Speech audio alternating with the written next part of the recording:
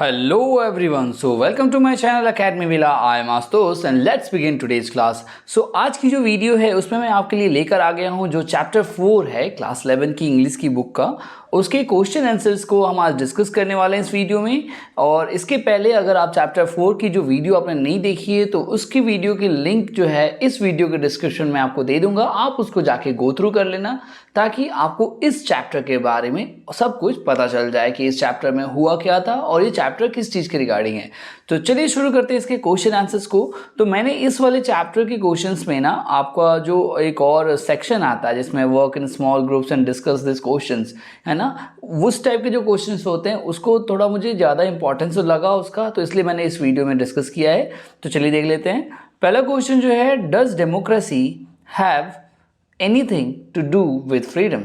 Question कह रहा है कि क्या जो डेमोक्रेसी होती है या ना लोकतंत्र, राइट, या फिर प्रजातंत्र कह लो, तो क्या प्रजातंत्र का स्वतंत्रता से कोई संबंध है, कोई नाता है क्या? तो आंसर है yes, democracy without freedom is meaningless.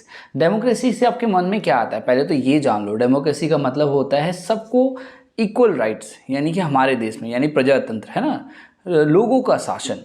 तो democracy without freedom is meaningless. जाहिर सी बात है भाई कि डेमोक्रेसी जो है ना, अगर वहाँ पे फ्रीडम ना हो, है ना, बिना फ्रीडम की जो डेमोक्रेसी है वो मीनिंगलेस है, उसका कोई तात्पर्य ही नहीं है। Democracy means freedom of people to choose their government. जाहिर सी बात है यहाँ पर जहाँ पे मतलब डेमोक्रेसी होती है ना, वहाँ पे वहाँ के लोगों को अपने गवर्नमेंट की चुनने की आज़ादी होती है, ये तो सबको पता ही है। For this they must have freedom of speech and freedom of movement with fear, है ना। कहा जा रहा है कि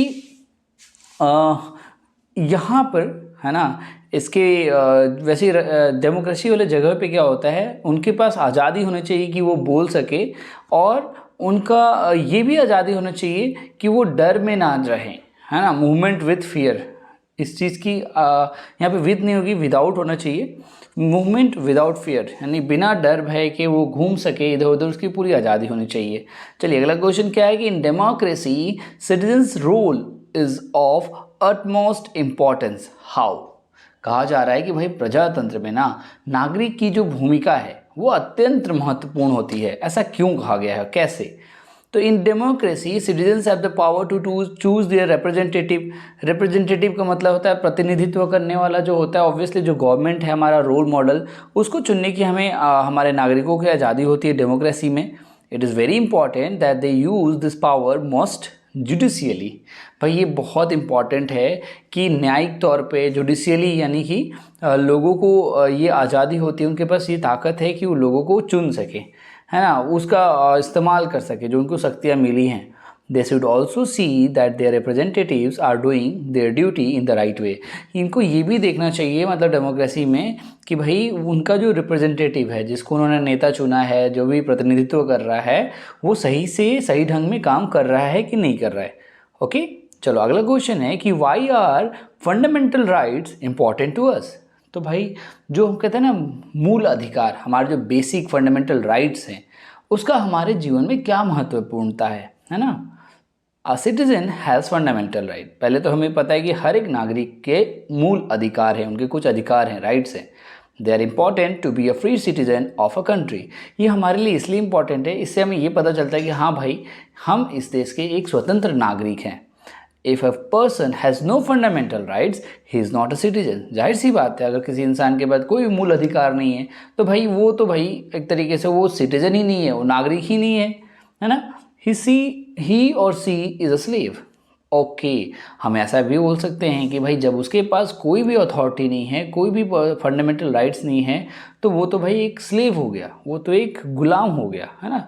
अगला क्वेश्चन है, have you ever wondered what keeps the traffic move smoothly without running into one another।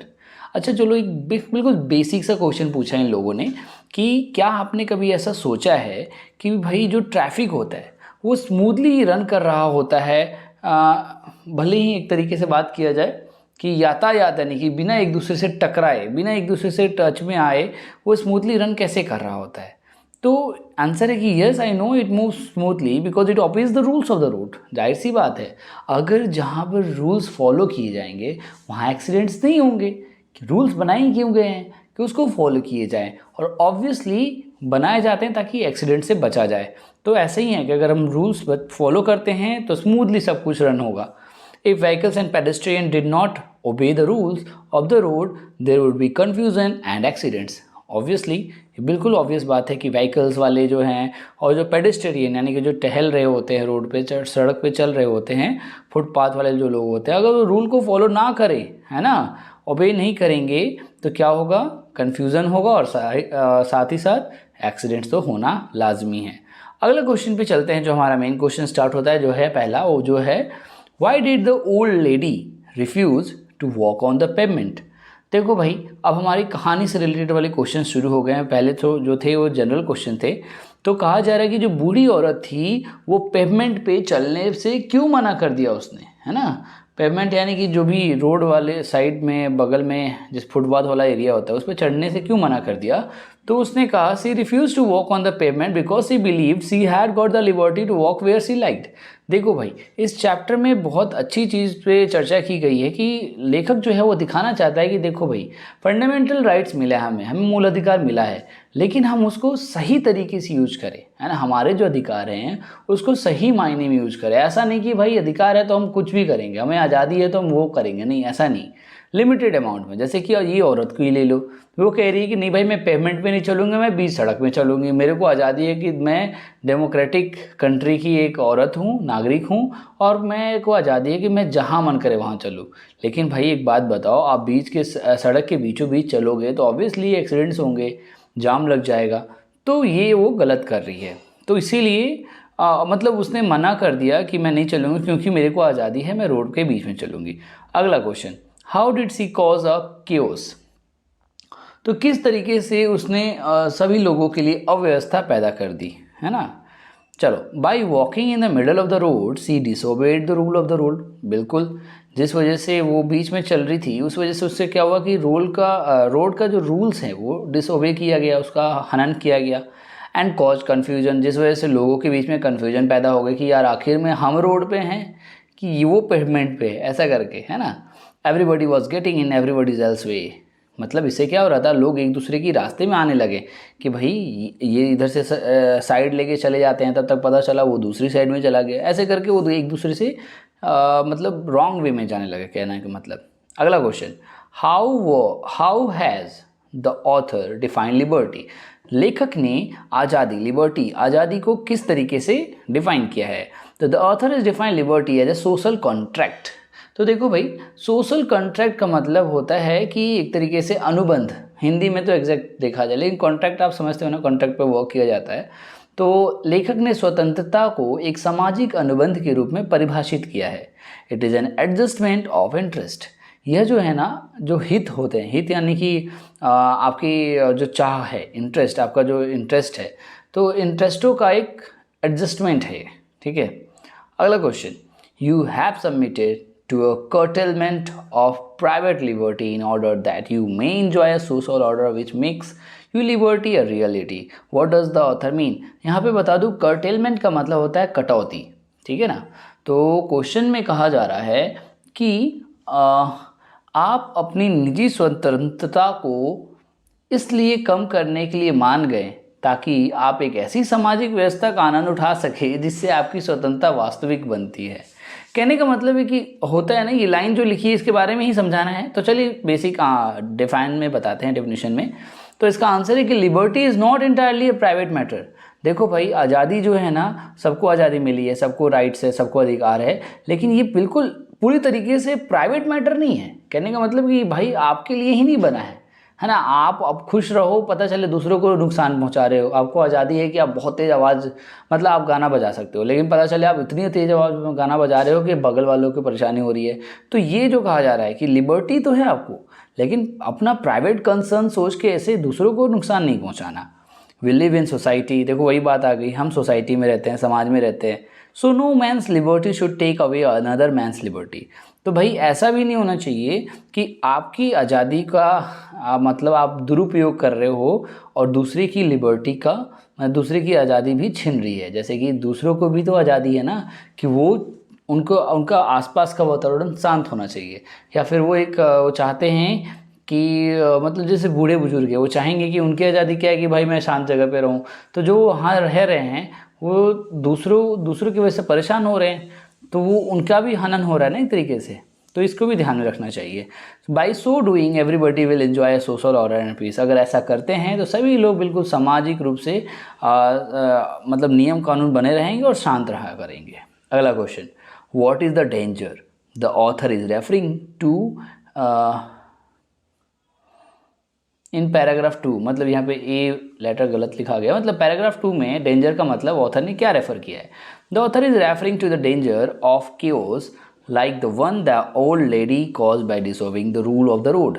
मतलब पैराग्राफ 2 में क्या बोला था भाई, लेखक ने किस चीज़ से वहाँ पे खतरे की घंटी के बारे में बात की थी। तो ऑथर जो था ना वो रेफर कर रहा था कि वो केओस का मतलब वो जो अव्यवस्थता जो होती है ना, जो पैदा करी थी लेडी ने, बूढ़ी औरत ने, उसके बारे में, मतलब उसने कैसे किया था, रोड के रूल्स को डिसोबे करके, है ना, ना मान के। तो वहाँ पे बहुत ही सिचुएशन क्रिटिकल कर दिया था उसने।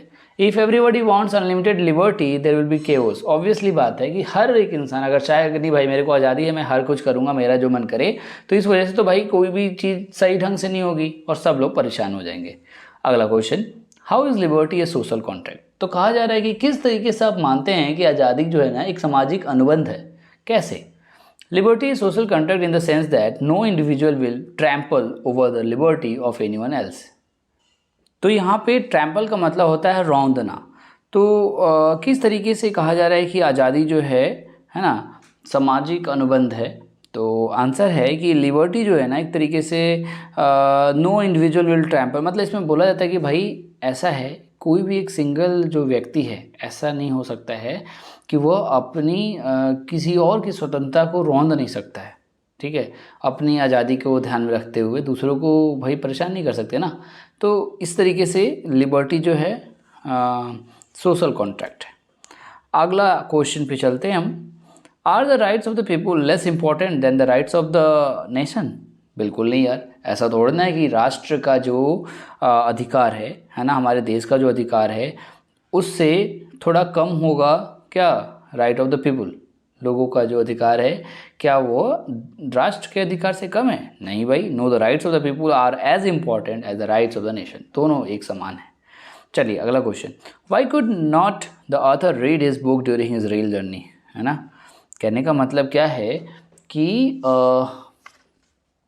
लेखक जो था ना रेल यात्रा के समय पुस्तक क्यों नहीं पढ़ सका। तो ऑब्वियसली आपने ये चैप्टर पढ़ा ही होगा तो उसमें समझ में आ रहा होगा। हुआ यूँ था कि he could not read his book because one of the passenger was talking to his friend in a loud and pompous voice. भाई जब सामने इंसान जो है बहुत तेज़ आवाज़ में अपने दोस्त से बात किए जा रहा है, अननेसेसरी बात किए जा रहा है, तो ऑब्वियसली आप जो है बिल्कुल शांतमय ढंग से आप पढ़ रहे हो तो आपको दिक्कत तो होगी। तो इस वजह से ही लेखक भी नहीं पढ़ पाया। अगला क्वेश्चन क्या है, What does the author want to convey through the illustration of a trombone? ट्रोम्बोन मतलब एक तरीके का बाजा होता है ना। तो आपके क्वेश्चन पूछा जा रहा है कि what does the author want to convey? लेखक जो है ना वो तुरही, उसको ट्रोम्बोन को हिंदी में तुरही बोल रहे हैं, तुरही के बजाने के उदाहरण के द्वारा क्या कहना चाहता है।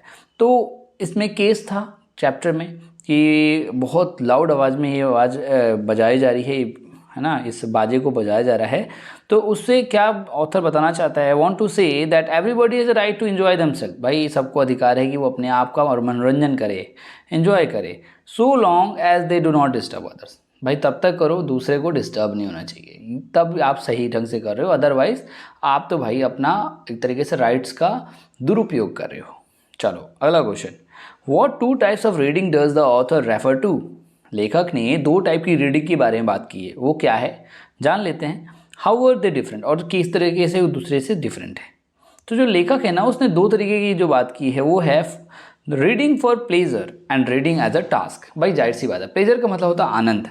तो आप कभी कभी रीडिंग करते हो कुछ आनंद लेने के लिए, मतलब मान लो आप कहीं सफ़र पे जा रहे हो, टाइम पास नहीं हो रहा है, तो आप उसको यूटिलाइज़ करोगे और उस समय कहानी की किताबें पढ़ोगे या फिर कुछ भी रीडिंग करोगे, बुक रीडिंग करोगे, तो वो आप आनंदमय ढंग से अपने आप को समय बिताने के लिए कर रहे हो। लेकिन कभी कभी होता है आपको होमवर्क मिला है, टास्क मिला, भाई ये करना ही है करना, तो वो एक अलग टाइप की रीडिंग होती है। और लेखक ने 2 टाइप की रीडिंग के बारे में चर्चा की है। The two are different, obviously दोनों डिफरेंट हैं। You won't mind noise if you are reading for pleasure, है ना। जब आप अपने सुकून के लिए पढ़ रहे हो तो आपको बिल्कुल चाहिए कि शांत रहे, नॉइज़ नहीं होना चाहिए। But if you are reading at the task you will expect reasonable quiet, sorry ये तो अब ये दूसरा बोल रहा है कि अगर आप चाहते हो कि टास्क की तरह को काम मिला है तो आपको भी शांत रहना पड़ेगा, यानी कि आपको शांत वातावरण उसमें भी चाहिए। अगला क्वेश्चन है कि list the actions for which we ask no one's leave. अब आपको उन कार्यों की सूची बनानी है जिनके लिए आपको किसी की अनुमति की आवश्यकता नहीं है। चैप्टर में से पढ़ के बताइए। Some of the action refer to in this lesson are, क्या क्या लेसन में है जिसके लिए आपको किसी की अनुमति की आवश्यकता नहीं है। तो walking down a street in a dressing gown, अच्छे कपड़े पहनकर जो सड़कों पे टहलना है उसकी आपको अनुमति नहीं लेनी है। वेयरिंग लॉन्ग हेयर्स इस चैप्टर के हिसाब से बताया गया है। वॉकिंग बेयर फुट मतलब बेयर फुट नंगे पाँव चलना। डाइंग वंस या दूसरे के बाल रंगना। वैक्सिंग वंस मॉस्टेक किसी के दूसरे की मुँह छिलना। Wearing tall hat frock coat and sandals ये सब चीज़ें पहनना। Going to bed late, getting up early, सब चीज़ें थी, ठीक है। लॉन्ग आंसर क्वेश्चन पे चलते हैं फटाफट। पहला क्वेश्चन क्या है कि what does the rule of the road mean. चलो भाई, क्वेश्चन है कि सड़क पर चलने के नियम का क्या अर्थ है। Give examples to show how necessary it is to preserve order in society. आपको एग्जाम्पल देके समझाना है कि समाज में व्यवस्था बनाए रखने के लिए यह क्यों आवश्यकता है। तो देखो भाई, थोड़ा सा आंसर आपको लग सकता है कि बड़ा हो, लेकिन मैं बता रहा हूँ फिर से कि इसमें मैंने सारे पॉइंट्स कवर किए हैं जिससे आपको ये समझ में आ जाएगा कि और क्या क्या चीज़ें हो सकती थी। चलिए, the rule of the road means the regulation concerning the smooth and orderly movement of vehicles and pedestrians on roads without causing accidents. देखो, रोड का जो रूल है उसका मतलब ये है कि सारे नियमों का पालन किया जाए, सब चीज़ को ध्यान में रखते हुए कि जो भी मूवमेंट हो रहा है व्हीकल्स का या फिर पेडेस्ट्रियन उनको बोलते हैं जो पदगामी होते हैं, जो पैरों से चल कर चलते हैं, मतलब अपना पैदल चल रहे हैं यात्री, है ना।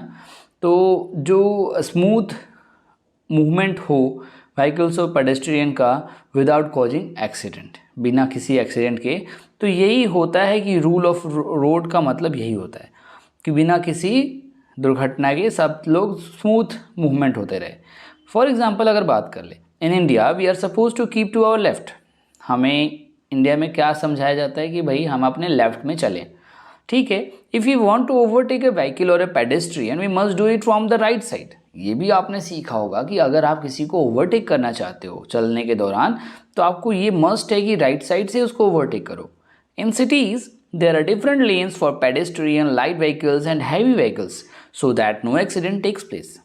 नियमों के अनुसार ये भी किया जाता है बड़े बड़े सिटीज़ में कि वहाँ पे और बहुत सारी लेन बनाई रखी होती है जहाँ पे कुछ लोग अपने जो व्हीकल वाले होते हैं वो एक लाइन में चल रहे होते हैं, पेडेस्ट्रियन वाले लोग पदगामी जो हैं वो अलग लेन में चल रहे होते हैं, लाइट व्हीकल हैवी व्हीकल सब के अलग अलग लेन बने होते हैं, जिस वजह से एक्सीडेंट तो होते ही नहीं है। चलो, अगली बात आती है कि भाई जब हम क्रॉस रोड पे पहुंचते हैं यानी कि चौराहे वगैरह पे पहुंचते हैं, देयर इज अ पुलिसमैन और सिग्नल लाइट्स।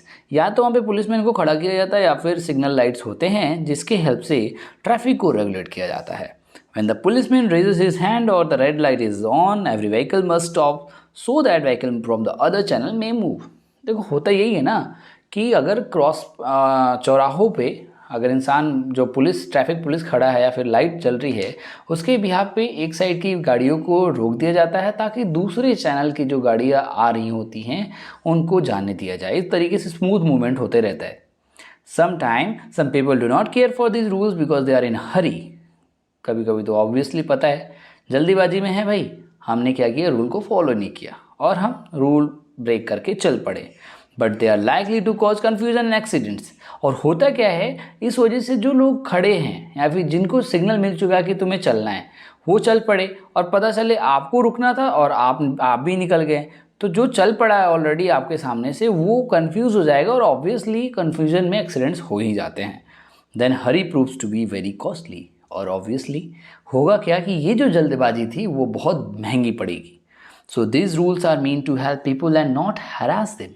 तो ये बात मन में आपके आनी चाहिए कि भाई ये जो रूल्स बने हैं ना आपको हैरास करने के लिए नहीं बना है, आपको प्रताड़ित करने के लिए नहीं बना है, आपको हेल्प करने के लिए बना है। The rules are mean for all. ये रूल्स जो बने हैं वो सारे लोगों के लिए बने हैं। If somebody does not obey the rules nobody will follow them. भाई एक बात बताओ, सिंपल सी बात है कि अगर कोई एक इंसान है वो कह रहा है कि मैं नहीं फॉलो कर रहा रूल, तो दूसरा बंदा भी ऐसा अगर सोचने लगे तो नोबडी विल फॉलो देम। तो ऐसे लोगों की तादाद बढ़ जाएगी, भाई रूल फॉलो ही नहीं होगा, और भाई क्या होगा, सिंपल, बस एक्सीडेंट ही नहीं एक्सीडेंट होते रहेंगे, right. Then there will be confusion and anarchy, एक तरीके से तानाशाही हो जाएगी भाई, अराजकता आ जाएगी वहाँ पे, ठीक है। चलो आगे बढ़ते हैं, अगला question, who according to A.G. Gardiner is a civilized man. तो A.G. गार्डनर के अनुसार कौन है जो कि सिविलाइज्ड मैन के भांति यहाँ पे चैप्टर में दिखाया गया है, सभ्य आदमी कौन है यहाँ पे। चलो आगे देखते हैं। आंसर है कि a man who is conscious of his conduct so as not to interfere in the liberty of his neighbours is a truly civilized man. सभ्य इंसान वही है उनके मायने में कि जो बहुत ही कॉन्शियस है, बहुत ही लोगों को बात को मतलब सीरियसली लेता है, जागरूक है इस चीज़ को लेकर कि नॉट टू इंटरफेयर, कि वो इंटरफेयर नहीं करेगा बगल वाले अपने पड़ोसी की आज़ादी में, तो वो इंसान सभ्य है। यानी कि जैसे कि बात हमने बात करी थी ना अभी एग्जाम्पल में, कि आप हल्ला कर रहे हो, आप गाने बजाने में लगे हो, पता चले बगल वाले लोग जो हैं वो डिस्टर्ब हो रहे हैं, तो आप असभ्य इंसान नहीं कर लाओगे। और अगर आप दूसरों को अपना परेशान नहीं कर रहे हो और अपना भी आज़ादी का पूरा भरपूर फ़ायदा उठा रहे हो, तो आप सभ्य कहलाओगे, ठीक है। अगला और लाइन क्या लिख रखा है कि civilized man obey the rules even in small matters. मतलब छोटी छोटी बातों में भी अगर आप सारे रूल्स फॉलो कर रहे हो तो भाई आप तो बहुत सिविलाइज्ड हो, है ना। अ मैन इज एट, इसको एट समझना, एक साथ एटी है लेकिन अलग अलग हो गए। A man is at liberty to enjoy and recreate himself in his house. जो इंसान है ना, वो अपने आप में अपने आप के लिए इंजॉय कर रहा है और अपने घर में अपने आप को खुद को रिक्रिएट करता है, तो वो आज़ादी उसके लिए है, वो कर सकता है ऐसा। But a civilized man makes sure that his enjoyment does not interfere with the right of this neighbour to enjoy himself. मैंने ये बात ऑलरेडी आपसे डिस्कस कर ही ली है, दूसरों को परेशान नहीं करना, आप भी इंजॉय करो, कोई दिक्कत नहीं है। It is not need doing great and heroic deeds that make the man civilized. मतलब ऐसा नहीं है कि आपको अगर सिविलाइज बनना है तो कोई महान कार्य करना है, बस इतना है कि भाई फॉलो करो, सबको हेल्प मिले। ऐसा नहीं है कि सबको परेशान करना है। It is his conduct in small matters of daily life that shows whether a man is civilize और अनसिविलाइज। वही बात बार बार रिपीट की जा रही, बस मेरा कहने का मतलब ये था कि दूसरों को परेशान नहीं करना, चुपचाप अपना काम करो, आप भी इंजॉय करो, दूसरों को भी इंजॉय करने दो, तब आप सभ्य इंसान कहलाओगे। तो अगला क्वेश्चन है, थर्ड क्वेश्चन, की unchecked personal liberty would lead to social anarchy, elaborate giving example. इसमें कहा जा रहा है कि भाई देखो, अनचेक्ड पर्सनल लिबर्टी यानी कि जो व्यक्तिगत आज़ादी होती है, पर्सनल आपको भी आज़ादी मिली हुई, उसको पर्सनल लिबर्टी बोला जा रहा है। तो उस पर अगर हम अनियंत्रित, अनचेक्ड मतलब अनियंत्रित, मतलब बेढंगे तरीके से आप उसका भरपूर उपयोग कर रहे हो अपनी पर्सनल लिबर्टी का, would lead to social anarchy, वो क्या करती है कि सामाजिक अराजकता फैलाती है। अब इसका मतलब क्या है भाई, एनार्की का मतलब अराजकता जो है, इसका मतलब है लॉलेसली, यानी कि बिना नियम कानून की मतलब आप काम किए जा रहे हो, यानी कि एक तरीके से आप अपनी पर्सनल लिबर्टी के लिए नियमों की धज्जियाँ उड़ा रहे हो, सामाजिक तत्वों को मतलब ध्यान ही नहीं दे रहे हो, समाज में जो भी लोग हैं उनके बारे में नहीं सोच रहे हो।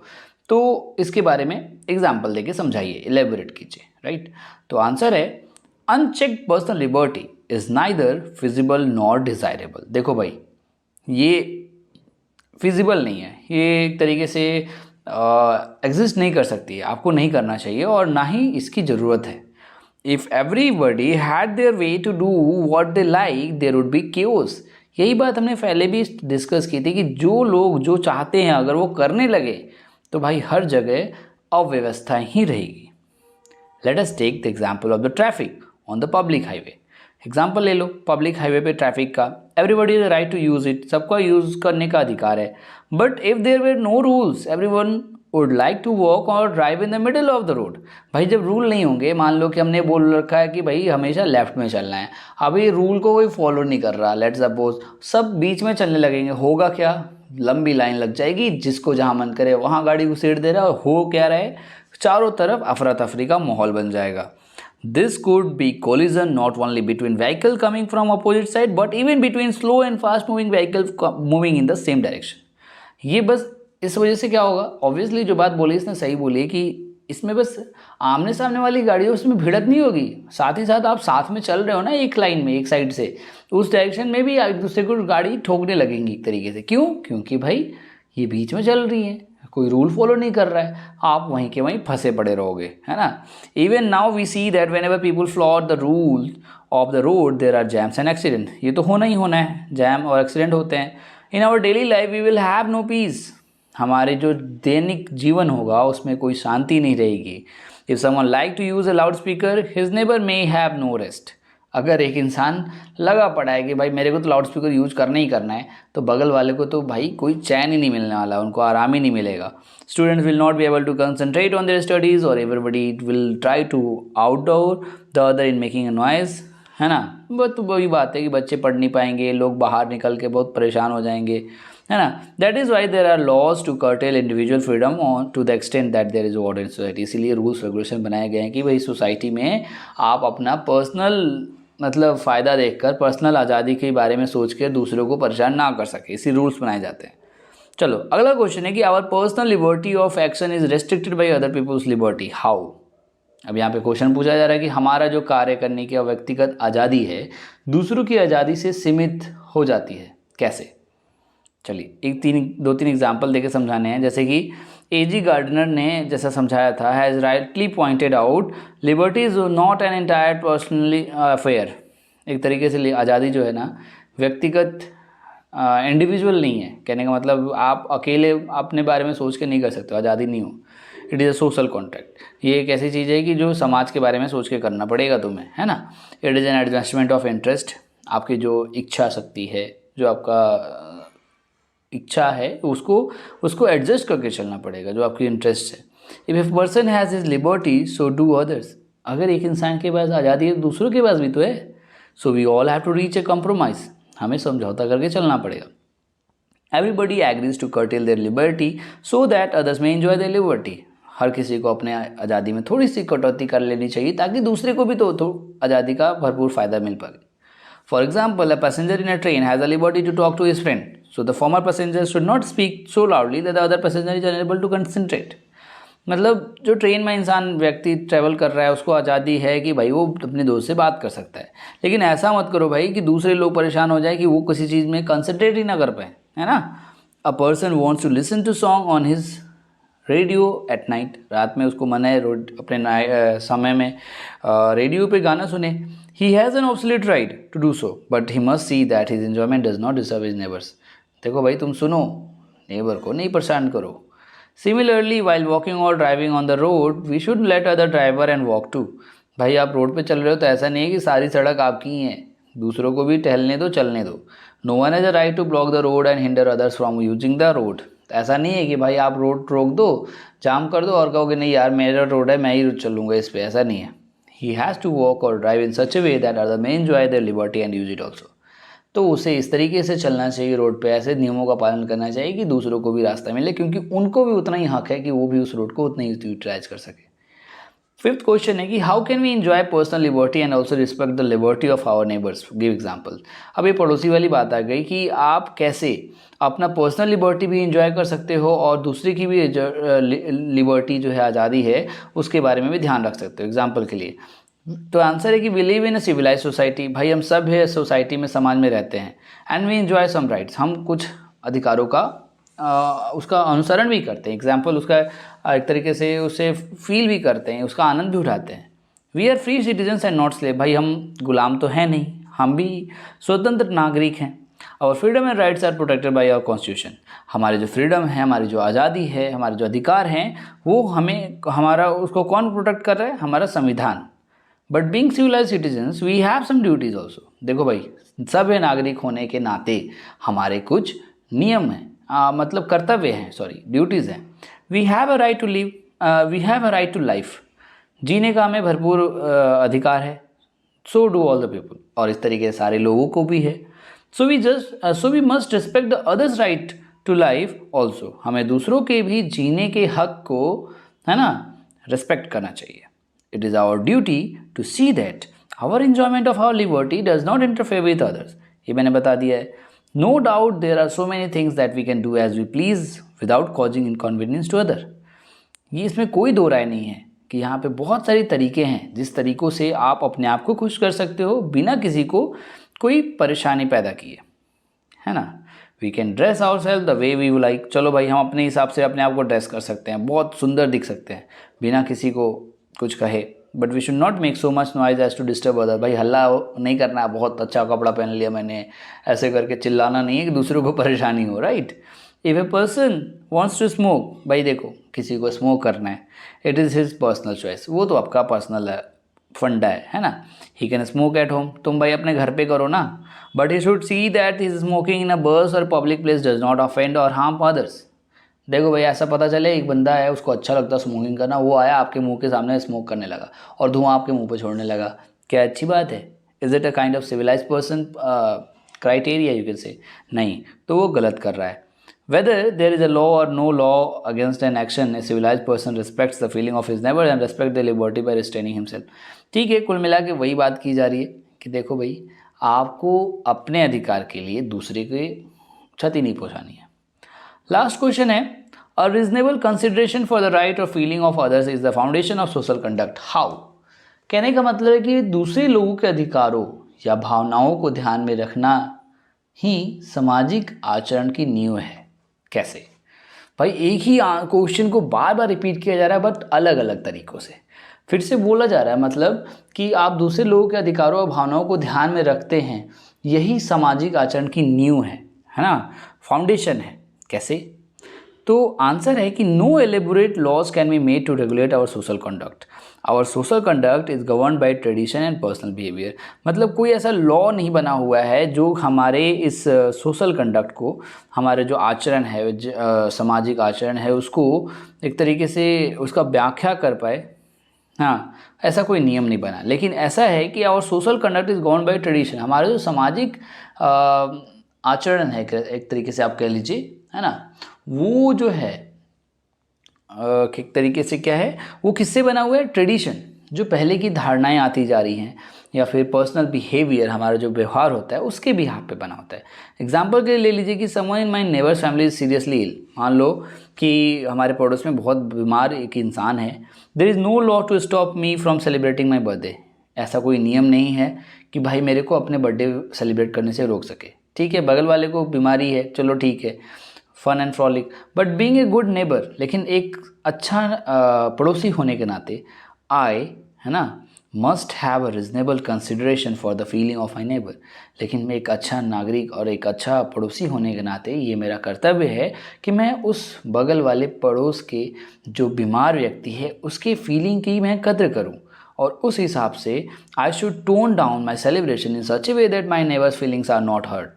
मैं इस तरीके से अपने बर्थडे का सेलिब्रेशन करूँगा, इतना ज़्यादा लाउड आवाज़ नहीं करूँगा ताकि उसको परेशानी हो, और मेरा भी काम हो जाएगा और उसे तकलीफ ही ना हो। तो there are so many things that we can do or avoid doing just not to hurt others feeling. मतलब बहुत तरीके से हम ये सब काम कर सकते हैं। Sometimes there are riots between two groups or communities over trifles which can be avoided. कभी कभी तो बहुत सारे गुटों में लड़ाइयाँ छिड़ जाती हैं, दंगे हो जाते हैं, राइट्स, तो उन्हें हम अवॉइड कर सकते हैं। If they have reasonable consideration for each others feeling, many quarrels and conflicts can be avoided.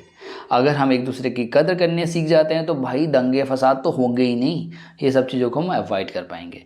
तो इस तरीके से चैप्टर खत्म होता है। आशा करता हूँ आपको चैप्टर समझ में आया होगा। अगर फिर भी कोई क्वेरी रहती है मुझे कमेंट सेक्शन में लिख के जरूर बताएं। मिलते हैं फिर नेक्स्ट वीडियो में, तब तक के लिए stay home, stay safe. Thank you so much.